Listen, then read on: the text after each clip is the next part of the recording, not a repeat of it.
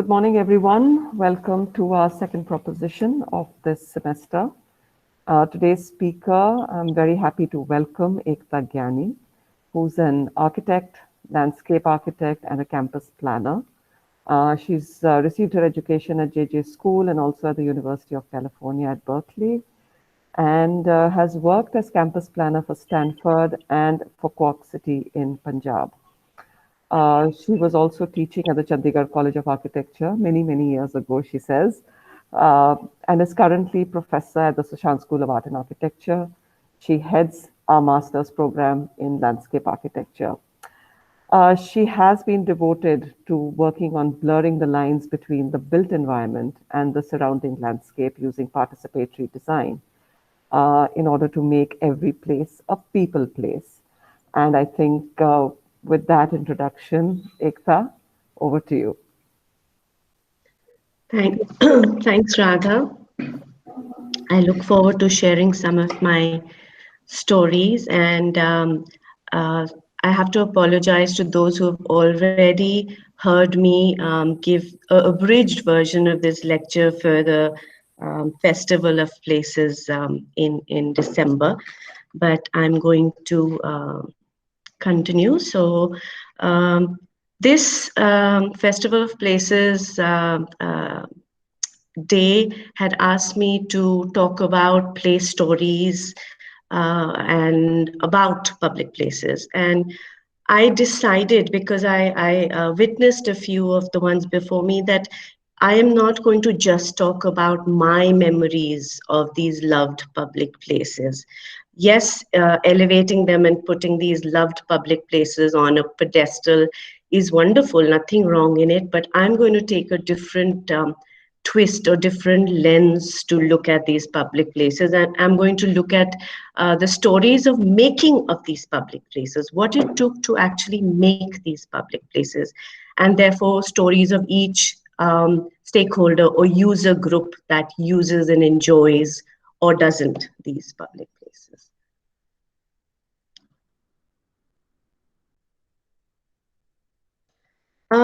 This is the story of our planet. When did we arrive on this planet as modifiers of the environment that we found when we arrived here, both as humanity, humans, and then as architects or as a profession. And this Five Skins image by Frederick Hundertwasser that talks about the five skins, the first being, of course, our own clothing, us as people, our clothing, the home that we inhabit, the community that we call our own, that gives us that place or identity, and then the universe, the larger universe. And increasingly, we see that we as human beings, and definitely as a profession, are only concerned about the number three if we are looking at architects, and 1, 2, and 3 if you're looking at humanity today, where there is huge amount of apathy and polarization, the me and the you, and the dividing lines. And when Hundertwasser drew this, he didn't mean these skins to be the divisions. He talked about it being the continuum. And we, as bearers of a profession called architecture, we need to be part of this continuum. Just two really nice words of wisdom, I call them, by William Marsh, a landscape architect, who says that the landscape is the artifacts or fingerprints of this formative process, how this land actually came to be. And then anthropologist Tim Ingold talks about when we as human beings arrived on this planet, there was this constant back and forth, this meshwork of intermingled narratives and negotiations and interactions with this terrain that we found as our home when we first arrived. Completely relevant to us as a profession is this fact that stories have existed way before the act of design altered the land and the landscape. Um, we need to invest more in finding those stories, working with them, furthering them, and then leaving the stories for new stories to be formed once we finished our projects and moved on. So this is also the story of my preparation for this talk that I gave on December 27th. The title that was given to me was Public Space as a Common Resource, that I was to talk about public space as a common resource. And I quickly zeroed in on the space-place dichotomy. What is space? Space is just the physicality. And the minute we talk of it as space, there is meaning and it has relevance to so many people. And also I further deconstructed the common resource term. What is common? Common is something that is not only for the rich or the entitled. Common is something that we enjoy. Every human being, every inhabitant, every critter I call can enjoy this commonality. This luxury of the sky and the earth is not available for a lot of people, or the common folk. And it has always been a resource. I mean, it was the outdoor living room where conspiracies were, hatched and idle chit chat happened. Stories were always told in this public domain, in this common place, which was our resource.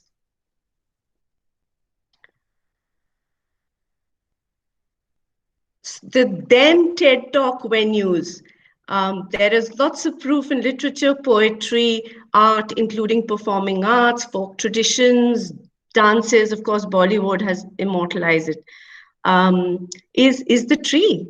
One common loved place is the tree. Stories were told around trees.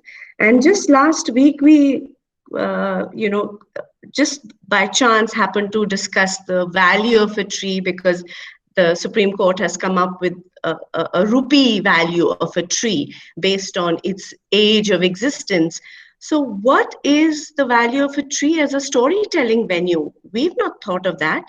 As a tree, as a culturally significant site for communities, we haven't given that any value.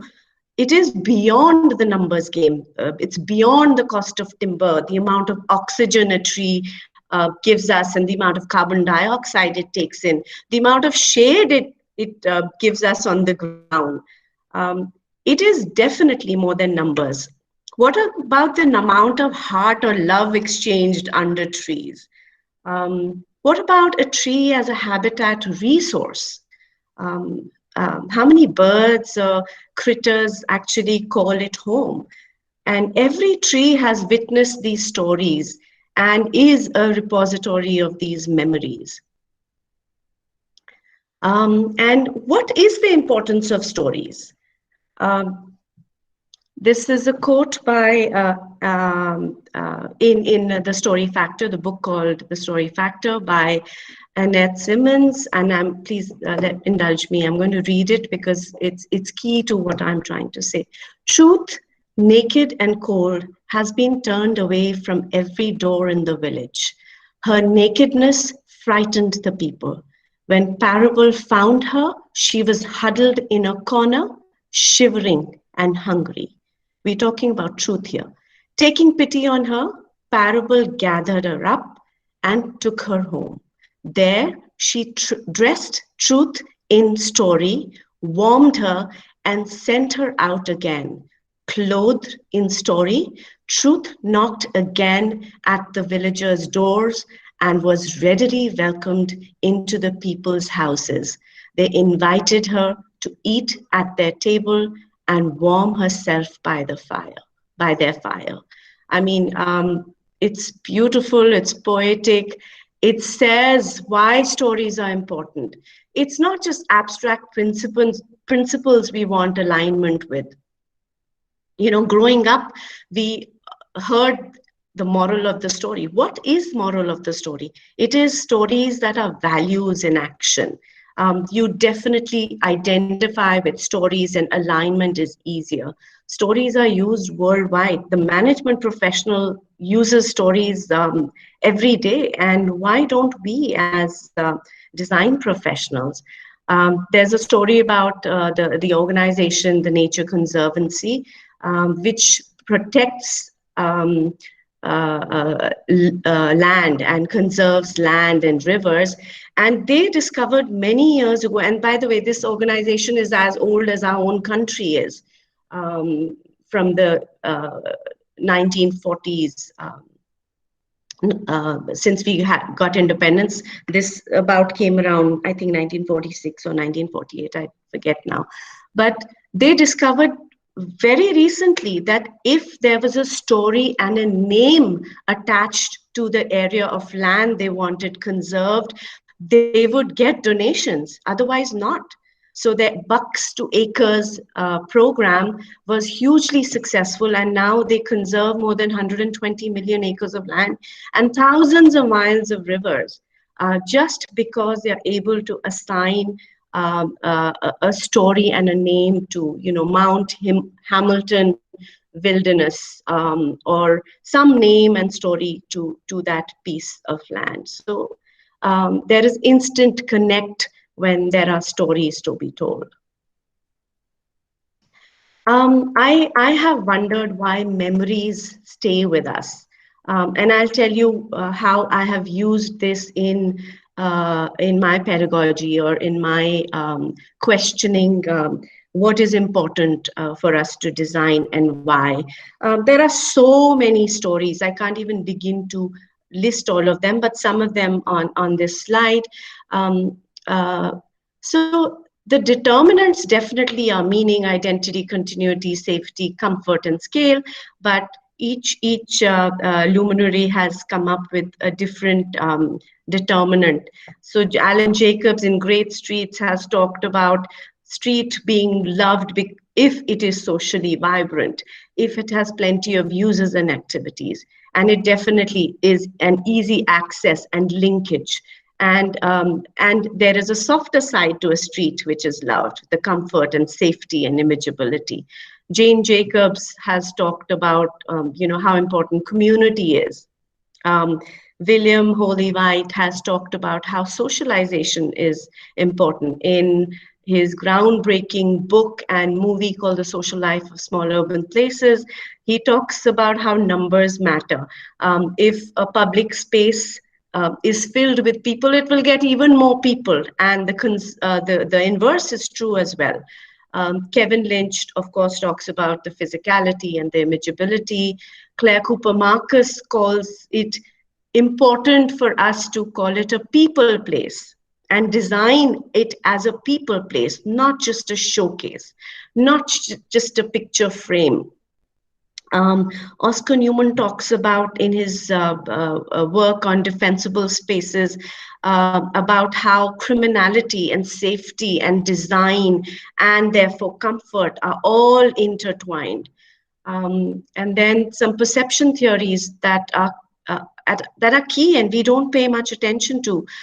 J. Appleton, who was a geographer, talked about his prospect and refuge theory, that we as human beings have it programmed into our DNA to like a certain environment, because as hunter-gatherers for millions of years, we looked for that place of opportunity and that place of safety.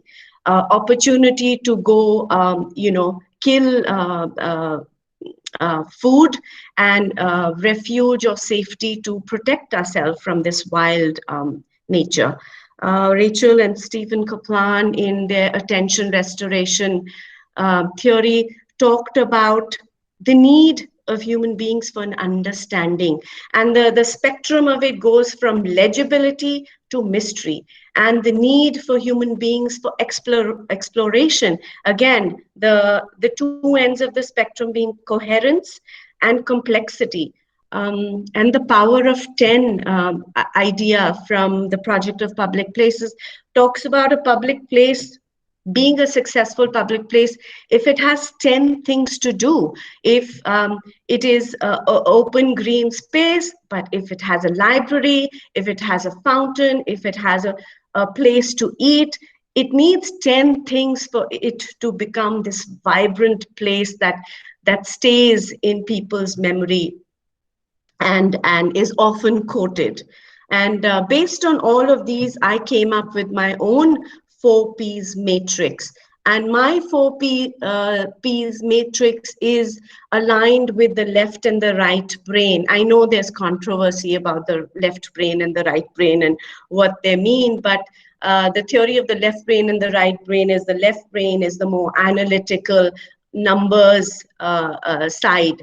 And a few of us are, more attuned to that side of the brain, and the right side, which is more creative, the intuitive, the touchy-feely part of us. So my matrix is based. So what you see on the left, the physicality of the space, which means the scale of the space, the grandeur, the grandness of the space, or the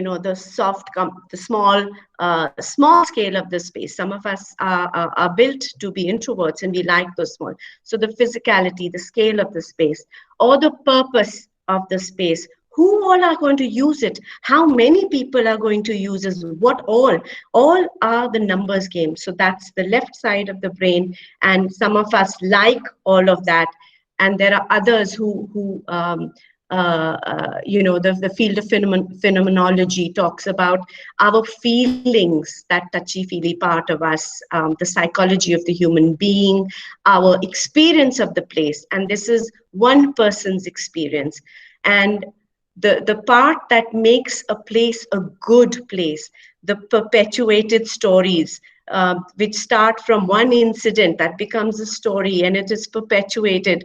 It comes into the cultural value of that place. That makes a public place a good public place.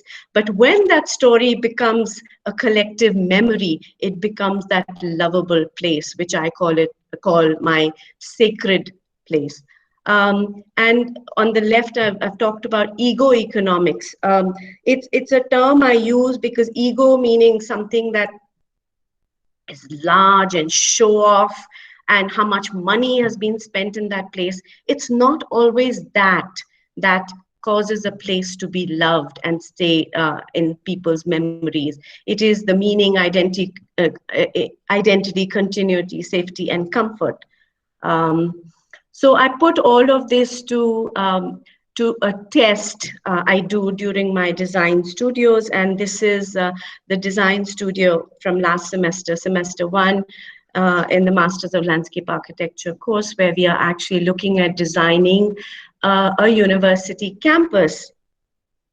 And I start with asking the students to literally go back in time and close their eyes and memorize their own campuses that they studied in. School, college, doesn't matter, any educational institution that they studied in, and if they have memories, and where are the memories of? What are the memories of? The reason I asked them to do it is because we want to figure out if these memories actually are valuable enough for them to try and desire to recreate similar events, spaces, and experiences. And overwhelmingly, I have to say the answer is yes. If they have a memory associated with a certain space, invariably they want to recreate it in their own design. And it is not only that touchy-feely reminiscing, that time of innocence, and not just a romanticized version of nature or wilderness, or maybe even the need of it. So Rupali talked about her most loved place being the courtyard of the school, where they could hear the birds, and there was grass, and they could see the trees around. And let me tell you, it is not just because they're landscape architecture students that they have memories associated with that natural things or green. Natasha Rana in her college found the place near the nursery sacred to her and sacred to her memory, and she wants to recreate because there were wild peacocks there were wild grasses there. Vishal Saxena in his memory talks about this tree under which there were these makeshift benches where they spent all their free bunking time, and narrate stories of how a boy was chasing after a girl, and there was a signboard and he hit his head, and that's etched in his memory. Which of course the learning from that, I told him, you have to do good signage and worry about location of all of those that make or break a landscape of a university. I call it the science of the heart.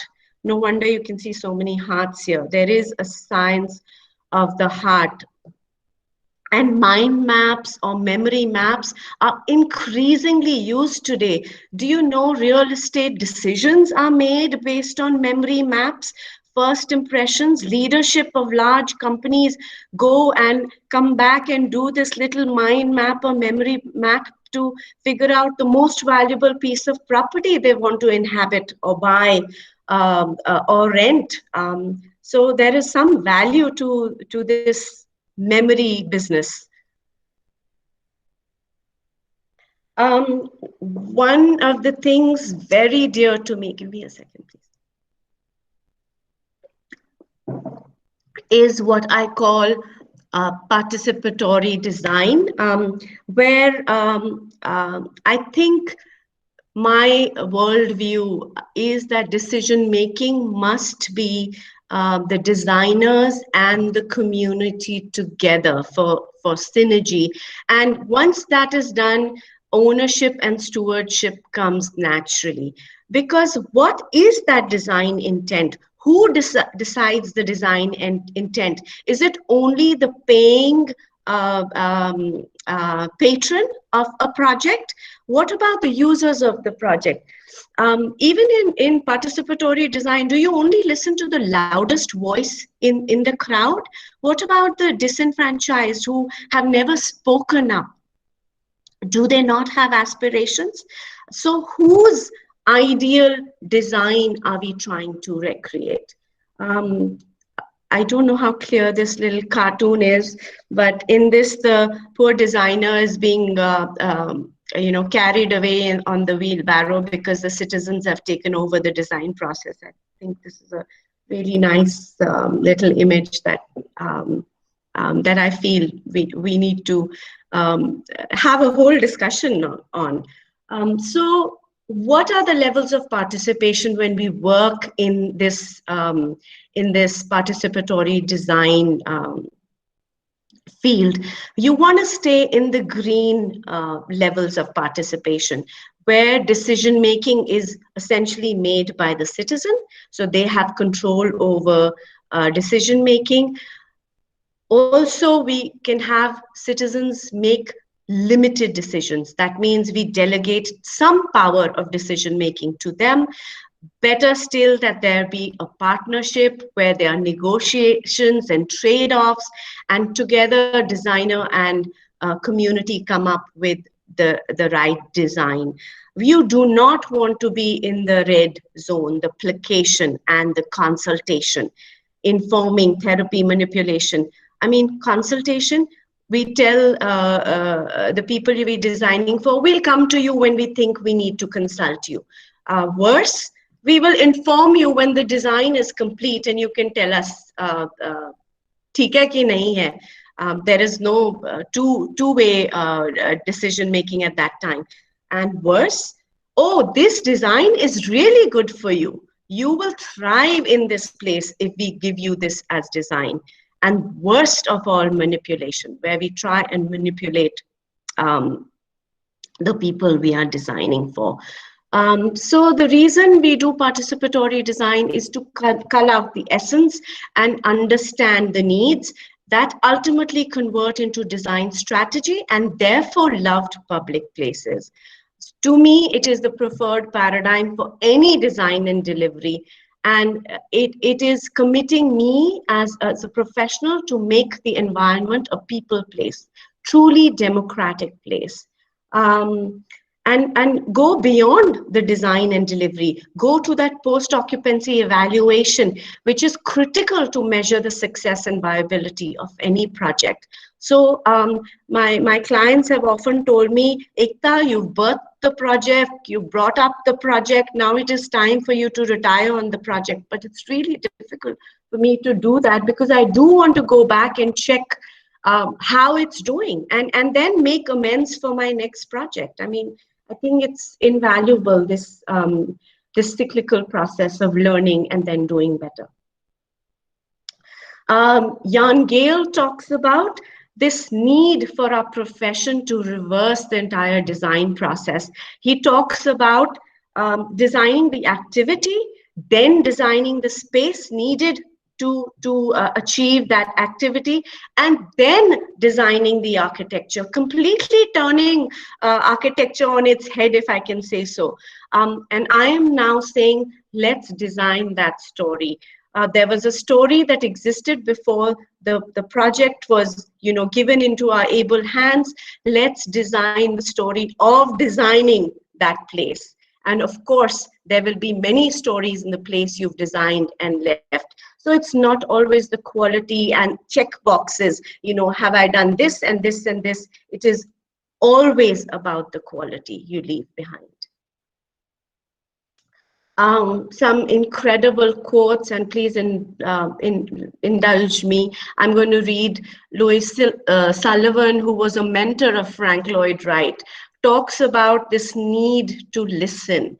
How many of our luminaries have actually talked about this need to listen? Gregory Burgess, some of you interacted with him 2 years ago when he came here. He talks about his brand of deep listening. He, of course, speaks to us about deep listening in the sense of, how we, the educative, have trampled over the native indigenous people, and he works increasingly with the Aborigines of Australia, and how you need to deeply listen. Not everything is spoken, he says. So Louis Sullivan says, man's power to create is intimately based on his power to sympathize, for sympathy is among man's powers. Sympathy implies exquisite vision, a power to receive as well as to give, a power to enter into communion with living and lifeless things.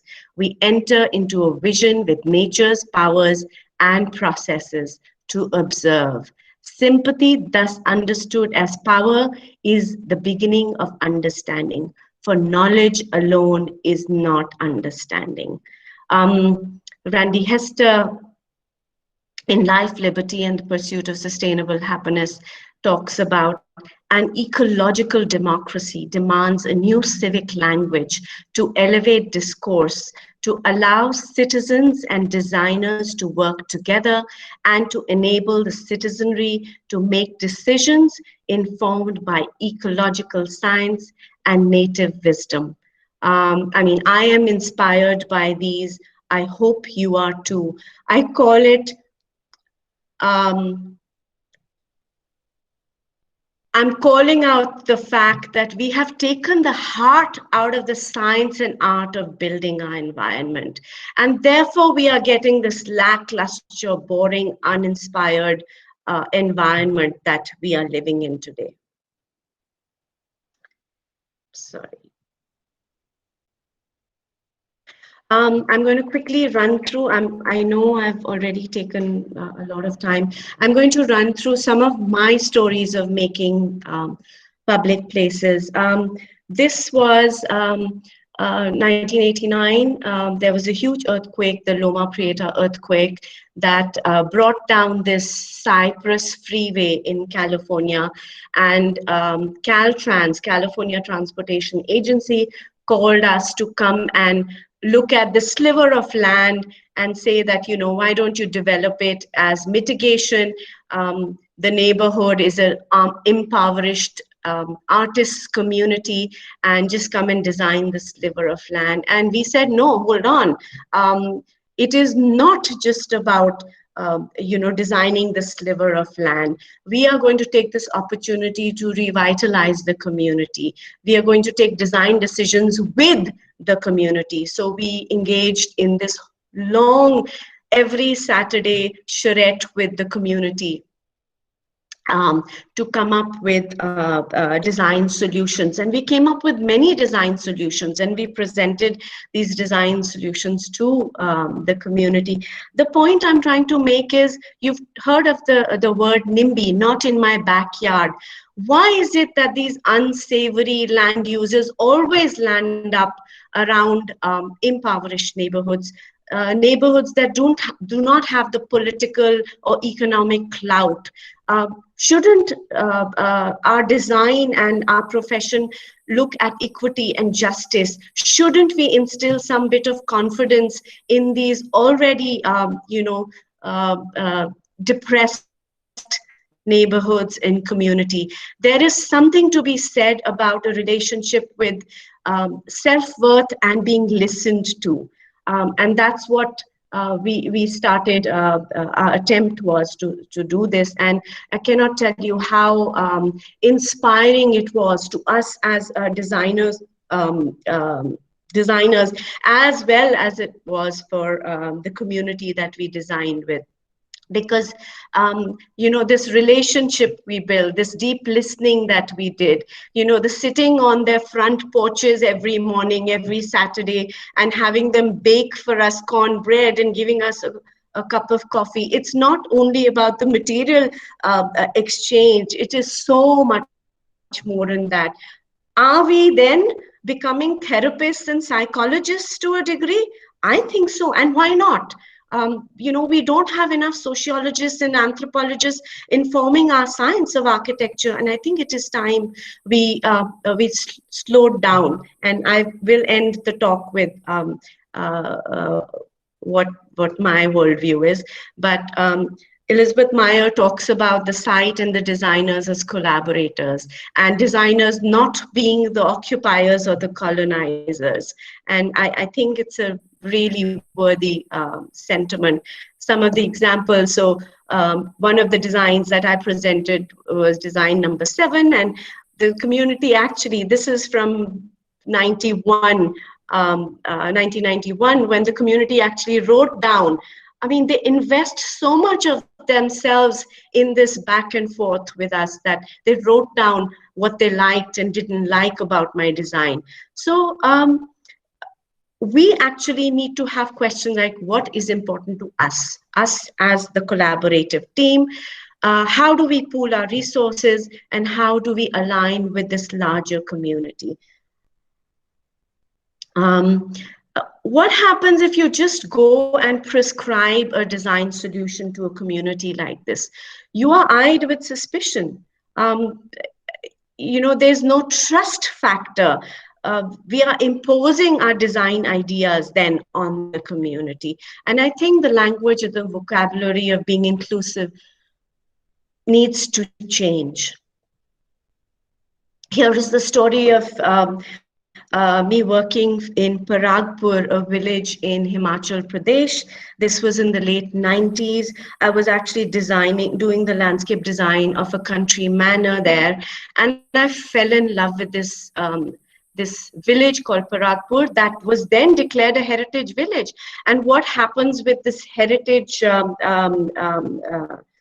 title, the villagers went berserk. They started building rampantly, one story above the other. And then I actually approached the village leadership and I said, can we do a study? Can we hold on? Yes, I know you're looking for direction and the way forward. And yes, we will try and find for you, with you, the value and the assets of the community. So I actually involved the Chandigarh College of Architecture. I had students from year 1, 2, 3, and 4 work with me and doing this synergetic discussions with the village. We went door to door, spoke to them.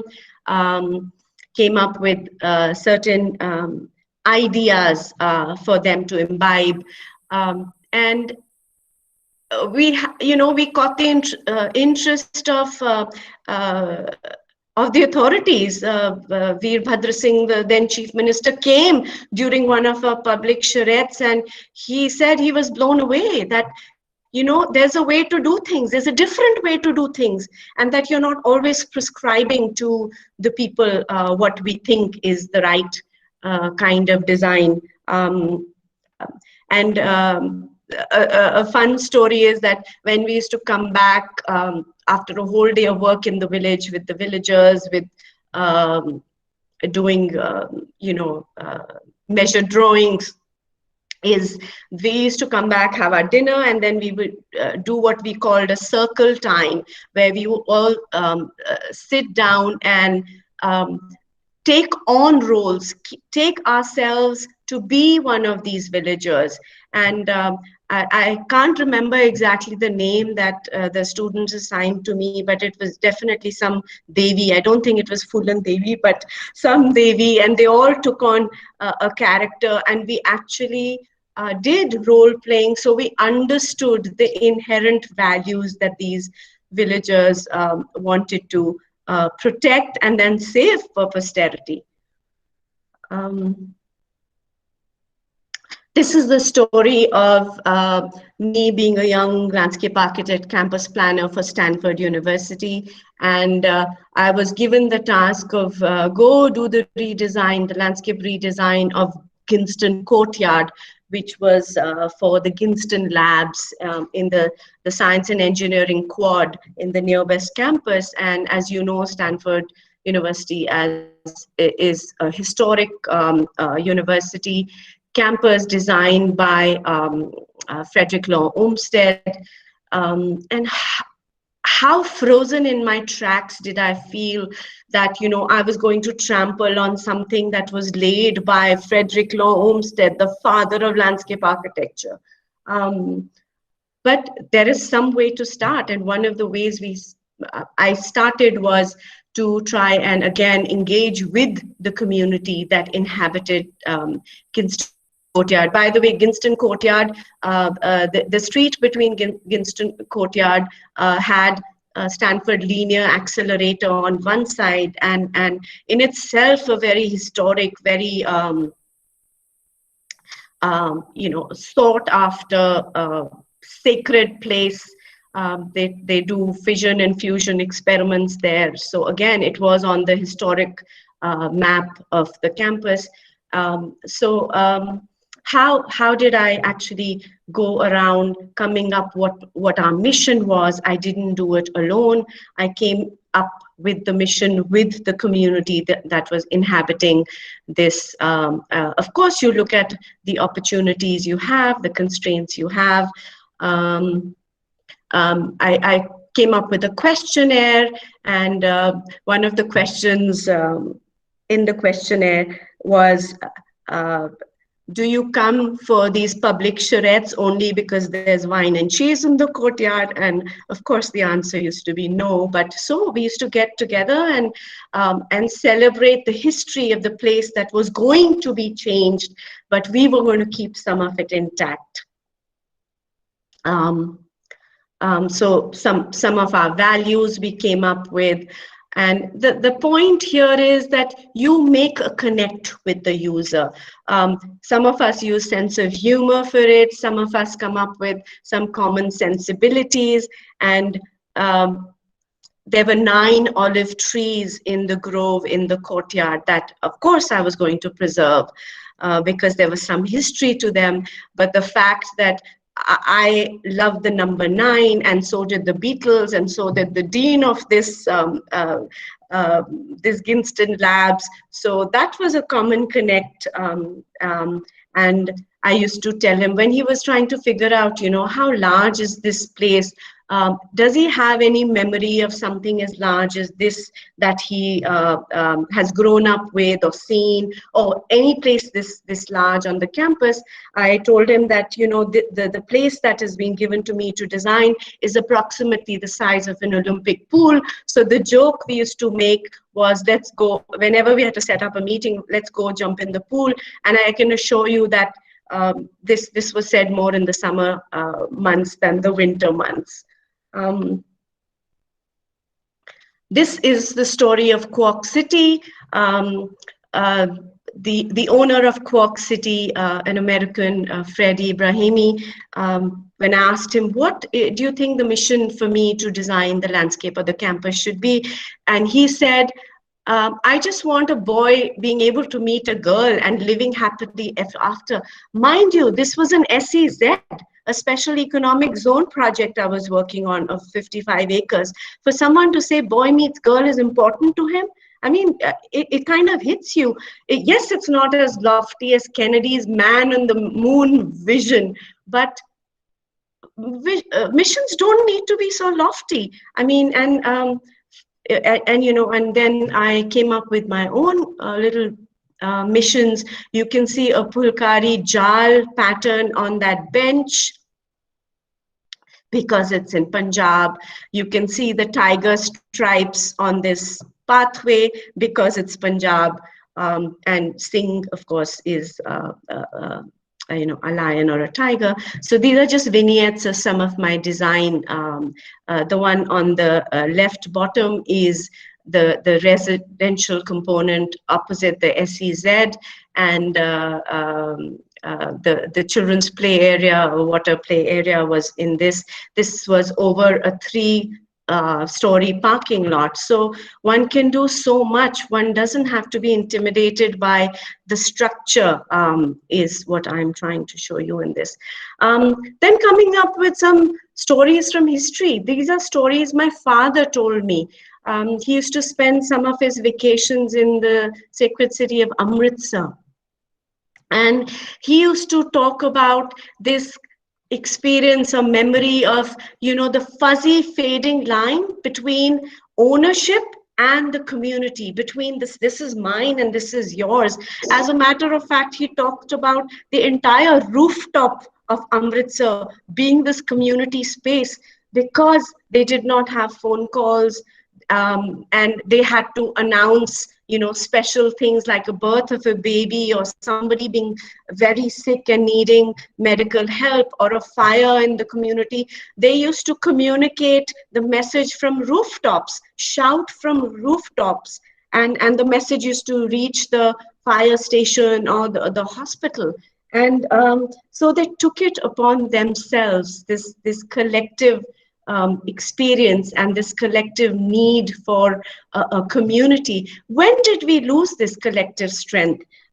So my name is Ekta, and it means unity. So I don't know if I am more tuned to this collective working because I think it'll help me live up to my name. I don't know.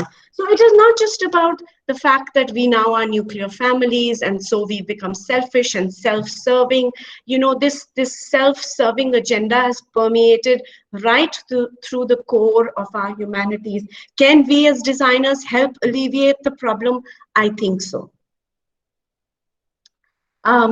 This is a fun story about my memory of a public space, and I have to tell you, it wasn't so much fun when I actually had encounters with reptiles, because I have a phobia of reptiles. So this is 21 years ago. I was walking down this beautiful arbor of Quisqualis, and a little teeny lizard you know, climbed up my leg, and I almost had a heart attack. And the head gardener told me that he was so glad I didn't, because you know, they would have had to close this arbor. Another story, I was a young mother and I had an infant and a toddler, and I went for a picnic to these Pinecrest Gardens. The image on your right, what you see as a lake, used to be a grass bowl where these monitor lizards used to come and sunbathe, and oftentimes they used to climb up on this coral wall as just to say hello to us. And I was sitting with my kids on one of these picnic tables, and Mr. Monitor Lizard decided to join us on this picnic table. And you can imagine my state of the heart, and the fact that I was again pretty close to that heart attack. And the story reached the manager of Pinecrest Gardens, and he came and told me that this has never happened. So I attributed it to a box of cherry tomatoes. And if this is a Garden of Eden, if the cherry tomatoes are seen as that apple, I don't know, by this reptile. But Randy Hester used to talk about the fact that we are becoming so increasingly urbanized that we've lost touch with our connect with nature. And something that has stayed with me forever, he talked about every child has the right to be eaten up by a mountain lion. I mean, amazing. When I look back at the design of Pinecrest Gardens, what do? Do we want these encounters to happen between nature and man? Or do we want to put up these barricades as in zoos and have nature observed from this distance? I mean, these are questions we as a profession increasingly need to answer, because the fact is, how many of our children have actually seen a wild animal unless we go to a safari? The animals in a zoo are, probably mostly domesticated by now, but a question that we have to ask ourselves. This is the last story I'm going to share with you, and it is not a happy story. It is why I included it in my presentation is because we heard with the COVID pandemic the increase in instances of domestic violence, not just in India, around the world. And I'm not saying that I'm questioning patriarchy and entitlement as part of our profession, but as human beings, as a collective, we do need to talk about power and the system of control. The fact that an abuser faults a person, I'm hitting you because you did this and this was your fault. The fault lies with you. I call it fault lines because fault lines break the spirit. They bruise one's self-worth. And this is the story of victims and perpetrators. And this doesn't only happen in crime movies and books. The abusers have a modus operandi. First, they abuse in private, they get emboldened, and they come out into the public stages of abuse, if I can call it.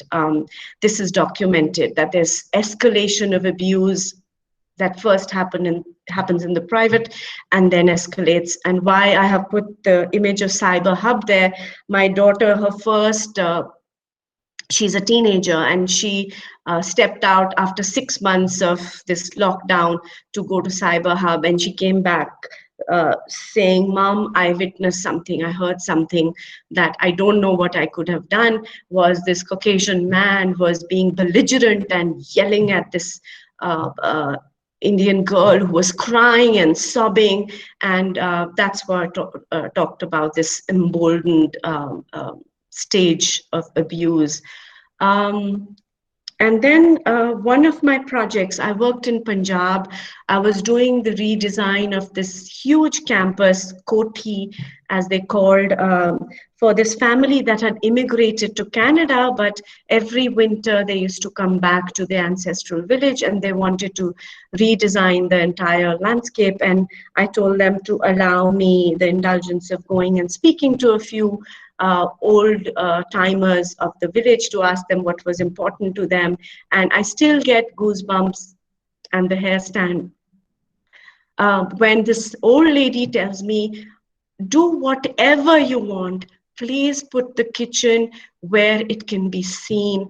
Please make courtyards where the women of the house can come together and cook and clean and dye and wash and do everything, because we have dealt with abuse.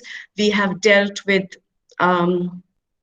um, molestation, not just by outsiders, by our own family men. And I am saddened to say that this abuse continues to this day. I'm going to finish with, I wish I could make you hear this ghazal by Jagjit Singh written by Sudarshan Fakir. It is, ye daulat bhi le lo, ye shohrat bhi le lo, bhale chhin lo mujhse meri jawani, magar mujhko lauta do bachpan ka sawan, wo kagaz ki kashti, wo barish ka pani. And the story here is that when I was young, I used to think the line was, wo people ke chhallon ke pyare se tope, and I love the people tree, maybe for that reason. And maybe for that reason, I became a landscape architect. And maybe for that reason, I'm doing this little presentation for you. And Radha, to be on your good side, I'm going to bring in film, not for their good side. I mean, science fiction has told us that dysfunction of this very over-efficient world that we are in a hurry to create is there for us to see. Is building taller and bigger the answer? Is that the solution? The question is our profession slowly being compelled to be less humane, less tolerant of human-centric ideologies, verging on hubris towards this objective, over-efficient, over-productive value? This is a quote I've read. I don't know where I've read it, but it's etched in my memory. The hospital has become so completely a product of technologies of medicine and manufacture, so precisely adopted to the uses of science as to become, in effect, a scientific instrument, not essentially different from the X-ray machine or the operating table which it encloses. If we have no roses to smell, not even a tree to tell stories under, O. Henry came up with this beautiful story called The Last Leaf. There would be no stories as such, and no health and well-being, as his story talks about the connection of this last leaf on the tree and the well-being of a patient who is seeing this. If we have no stories, if we have no trees, we might not have stories that inspire us. Thank you so much. Thank you. Oh, that long, passionate, and stories and series of stories. I think we'll be unpacking the layers of what you have said for a long time to come. And I've been scribbling a few things down just to remember, really. But I'd like to open up the forum to questions. And actually, one of the things that Ekta and I were talking about before this proposition was how she might be able to convert actually her lifetime of experience and projects and teaching into more systematic what we call research papers or projects or something. And I'm wondering if someone would like to take, or in any other way, to actually address many of the concerns that Ekta has raised. So let me quickly the point I have made through all of these stories and my memories is that as designers, so there's a story that existed of the site before we designers occupied us to forever change it for the future, which will also have stories. So this line of stories needs to be in continuation, and we as designers can help also make stories of that design process. Yes, I remember you saying that. The story of the land, the story of the people, which then really becomes or should become part of the design. Are there any questions for Ekta?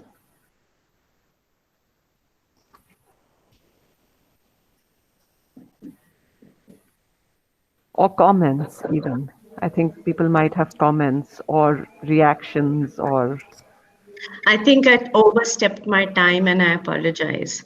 a So, little bit, but that's what stories are. So, It was very interesting to see, stories in this dimension. I have seen it in, in the other areas, but to see it in the area of connection with places was something very new for me. And there's a whole possibility of, various kind of questions are arising, and people can approach it. So, two things immediately which came to my mind was the difference in stories of designated places versus stories that happen in places which are not designated. For example, designated places are like the library, or where people are told that this is what you will do here. So, and those which are evolved by people themselves. Uh, so there might be some difference. This is just uh, one, you know, to see whether the stories have any differences in them, which help us know what the values are getting surrounded. So apart from the memory, one of the aspect which you talked about was the memory. That through memory we can identify what significance a place holds. So apart from them, in the differences in the stories themselves, the kind of stories that are being told in a particular place, whether that also helps in I, I, identifying. are you asking that these stories be documented? Is that what the point you're Yeah, making? yeah. In order to study Documentation. them, they will have to be, yeah, documented. Yeah.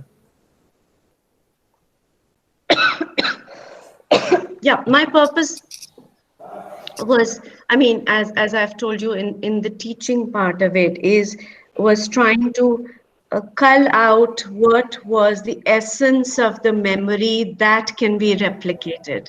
Or is it replicated? Is this value enough for them to try and replicate it in their own design? I mean, that's the question I was asking. Excuse me. Yeah. Sachin himself works in storytelling. I think it's his area of interest. So I No, I think, Yeah, was just he and adding I have spoken. another dimension through which it can be, you know, because it's a huge area where potential research is possible. Right. Yeah, Sachin, I think you and I need to Mm. connect more often. Yeah.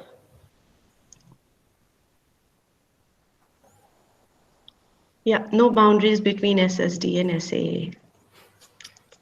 Just one more thing. There are also the opposite aspect. It's also a double-edged sword, storytelling, because there are also stories that have been used to propagate certain thoughts, top down.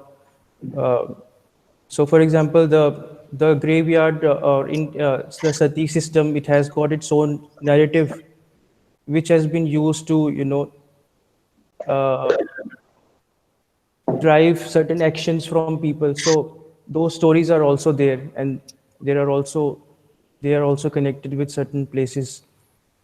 I think a So lot of yeah, that kind of picks up on this patriarchal system and, prescriptions to yeah, women on yeah. how they are to There the behave, stories help to further the agenda of patriarchy. perpetuate Right. that. Yes, Yes. yes, Yes. absolutely. Yes.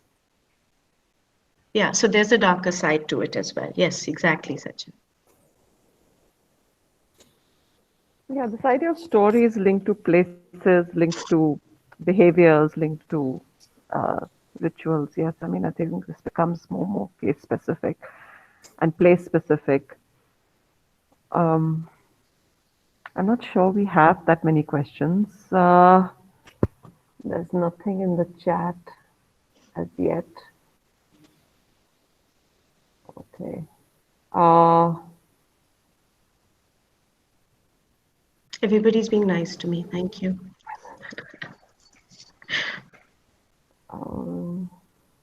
Okay. All right. I think in that case, let's call it a Just see if yes. Professor Vasavra has anything to comment on, observation, and then I can speak my 2 lines. I would suggest you do that first. Okay, Oh, that's I was hoping. So I think,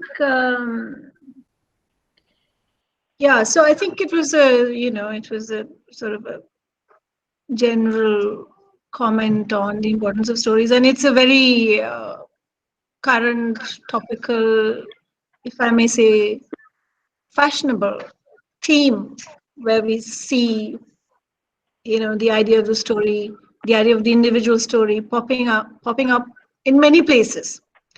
And it just makes me think, so it's probably, me rather than anybody else, if everybody starts saying something is good, my antenna go up and I think, gosh, it must be bad, because there is a whole machinery that is pushing it. And we as, researchers and,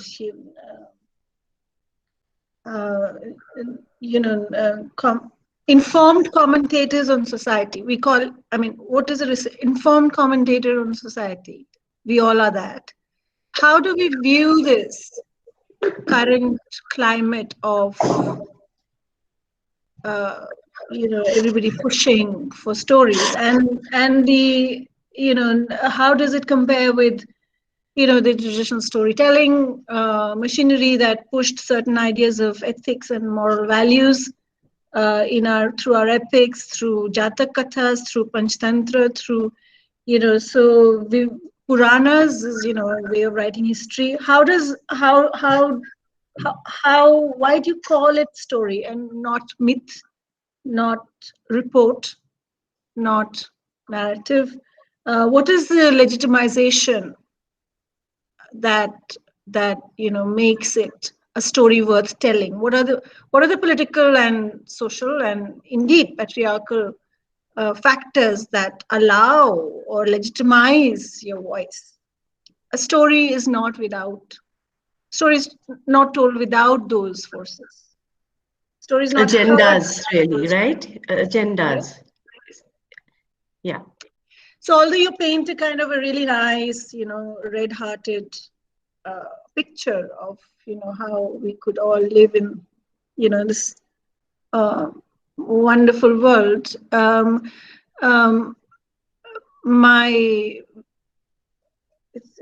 it's more than a feeling that the political and these patriarchal and these divisive agendas have become more covert. And we ought to be careful and alert about those, of those agendas, and indeed, somebody's good story can be another person's bad story. So how do you kind of deal with these complexities that go with, legitimization of an individual voice? You want to take it as a question or an observation? That's up to you. No, absolutely true. History is proof enough that from the angle you're viewing the story changes. So absolutely true. And we need to be absolutely aware and cognizant that we almost need to be kind of detectives, and researchers are detectives to some degree, where you're trying to unmask or unlayer every agenda or story. So true, Vibhuti, absolutely true. No, I have you to thank that I at least put this together, because you asked me to do this Festival of Places thing, and yes, it is all of my work, but the fact that how do you legitimize this participatory design paradigm So that's why I took this other angle of not just talking about public places as these amazing places that have had, this incident happen or that incident happen from the past, but how we actually take the opportunity as designers to make stories of the design part of the life cycle of a place.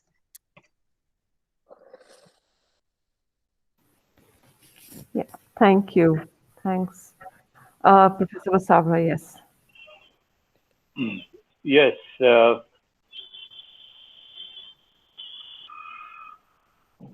I have to really make an effort to grasp all that you have said because it was quite long. There were too many efforts to narrate stories. And what was of great interest to me, or would have been of great interest to me, was how you connect stories with your own work. Or wherever you work, how you find stories about the project that you are trying to design. So this is one thing which is not very clear to me. In fact, it would have been really good for me to see your presentation exactly the opposite way, where you really started with your work and demonstrated how stories are built around a work. So this is one thing, which I felt made it a little bit difficult for me to somehow appreciate your involvement in the entire, profession as a landscape designer, because you're trying to approach it in a very different way. The other thing is that when you talk of built environment or landscapes, you see, stories are also suppressed. They are superlaid. They are superimposed, over generations. And I've seen so many such examples where successive occupations have changed the entire narrative, to places. So how does one really relate, stories with built environment, and how one really picks it up as some kind of a content, for your design project? Now, there are ways, you see, because I have been very interested in this, you see, because one of my friend's daughter is has taken for herself a discipline of storytelling, and she, being daughter of an architect, tries to build stories around monuments. And this is really fascinating because there was a story with which the monuments have come, and the monuments are now sort of evolving according to the time, and people's perceptions about these monuments change, and there is a new story coming up. So this is something which is imaginative, but I think it is something which is extremely engrossing. I have also heard, in our own culture, the storytellers are known as charans, and they have a fantastic way of narrating historical stories to young princes and princesses within the environment they live, and how they really create a kind of story around the monuments and sites and the landscape in which they live, and how they provide some kind of historical knowledge, you see, through narrations. So there is a huge tradition in our country, which is really extremely famous, but it is mostly oral. And there are people, who through generations have only done this. So there are so many ways, you see, in our own culture, which we have to somehow discover and, use this material if it can inspire us to really deal with our own environment. Because, how do you, as a as a kind of outsider. Supposing I went to a palace in Daulatabad, an old fort in Daulatabad. I don't know anything about it. How can you orient an outsider to perceive a story from a place? I mean, this also is a very important aspect, you see, if you want to really consider memories and histories as an important aspect of built environment, So there are so many such things, which I would have liked to really understand from you, because you are somebody, who is really trying to devote your energies and time to this kind of, concepts and ideas. So as far as, this aspect is concerned, I find, your presentation, I mean, it's very elaborate, but I think it is something, which does not really pinpoint to me a kind of method or a kind of approach to this very idea of storytelling and its connection with the landscape. So this is my observation. And I don't know how much I made it clear, but this is something, which I would really like to understand from a person of your, expertise in this area. Thank you. Thank you, sir. Yeah, I wasn't. So yeah, I wasn't trying to tell stories of any history, but I was trying to tell a story of my creation or my attempt at creating these places that I worked on. So I have to go back and see if history has any of these stories still being told. But thank you for your comments, and I definitely should connect with your friend's daughter and see how I can get gain some pointers from her. That will be really nice. So if I can connect with you and get her contact, that'll be really nice. But thank you so much. Thank you. Thank you, Professor Vasavra. I think that is really important, this idea that the archive exists, outside, I mean, in so many forms of, the archive of stories is really existing in our country in so many ways. And people are, of course, one layer of that, the repository of that, of those stories. But there are other layers which you could perhaps, if you like, could uncover. So yeah, I think it's a very important point, Ekta, and a very important direction for you if you want to develop this further, because we are living in a culture and civilization where we don't have to invent these instruments. We have them. I mean, places like America, maybe they have to invent something called a story, but we have tradition of dastan goi, tradition of, kathas, flourishing, and so intrinsic to community identities, hopes and aspirations. So those are the things you may want to tap into and see how much of, how do they discuss environment? How do they discuss environmental crisis? I remember, Shukatur Ray, I think recently wrote, he always connects these contemporary concerns with traditional representations. So, I think he wrote a paper on flooding in miniature painting. The idea that the river swells and the river recedes, and that you can see in paintings. And paintings, miniature paintings to some of us less trained eyes seems very static, whereas it's not.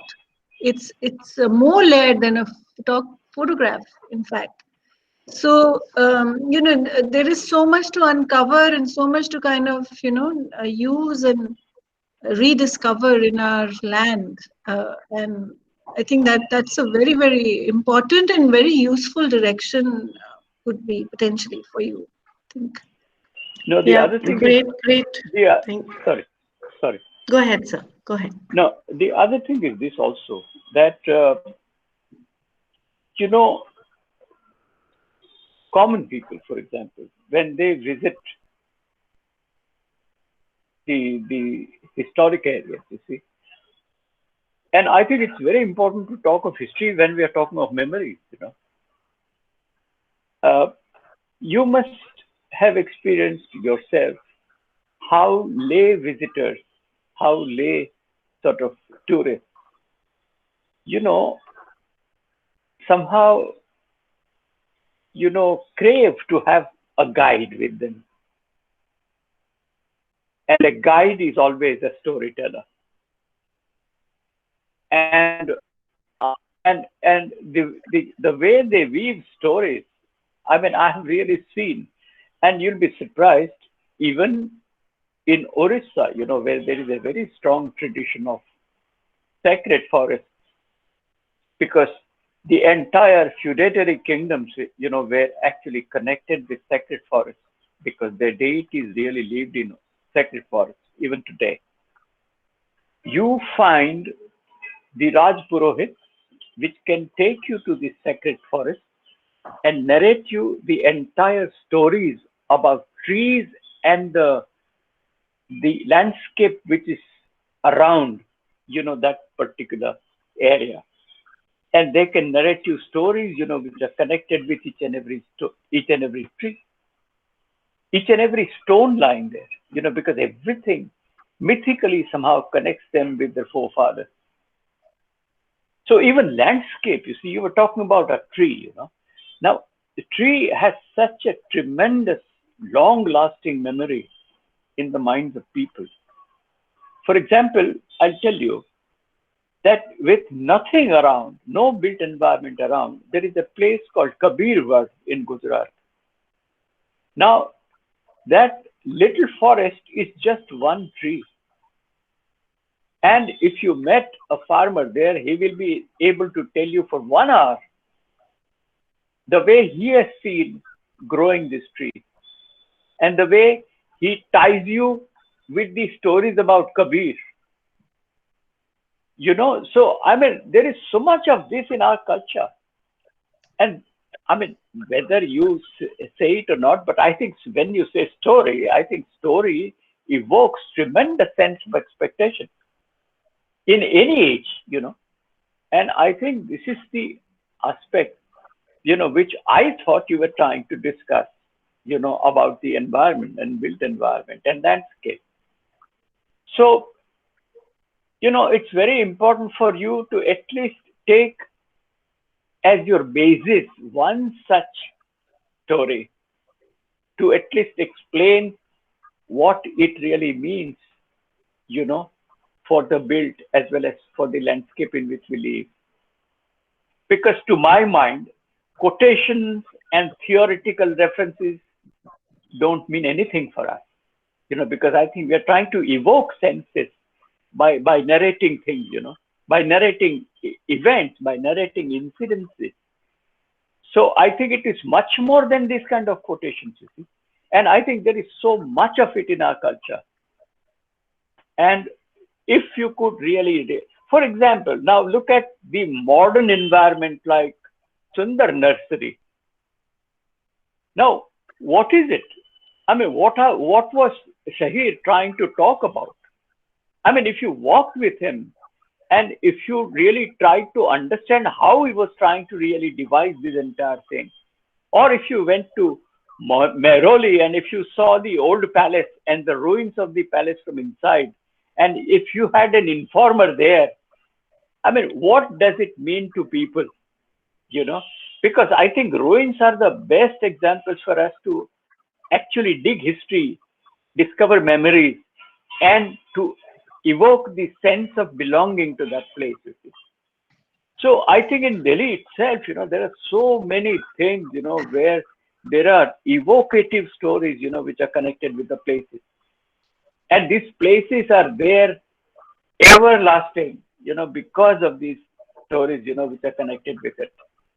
So I think in a sense, the kind of topic and the kind of approach that you're trying to really develop, I mean, it is something, you know, which is very valuable because buildings if they don't tell you stories. For example, how Sonar Killa became a complete, subject for Satyajit Ray to tell us. So I think it is, if you tell one story, it actually evokes 1,000 other stories, you see. So this is the role I think environment can play. And the designers of these environments, if they can really hook onto one of these, then their work becomes much more meaningful. And that is how it becomes acceptable to people. I mean, if you want to ultimately talk about people, how do we involve more and more of them into this? You see, that is the real crux of the problem. I mean, if you really relate them, they automatically get involved, because everything is part of their life. I mean, why do lakhs and lakhs of people, get together in a Kumbh Mela, and create a fantastic landscape, So I think this is something, which is a very interesting kind of a topic. And there is so much of it here, which we have.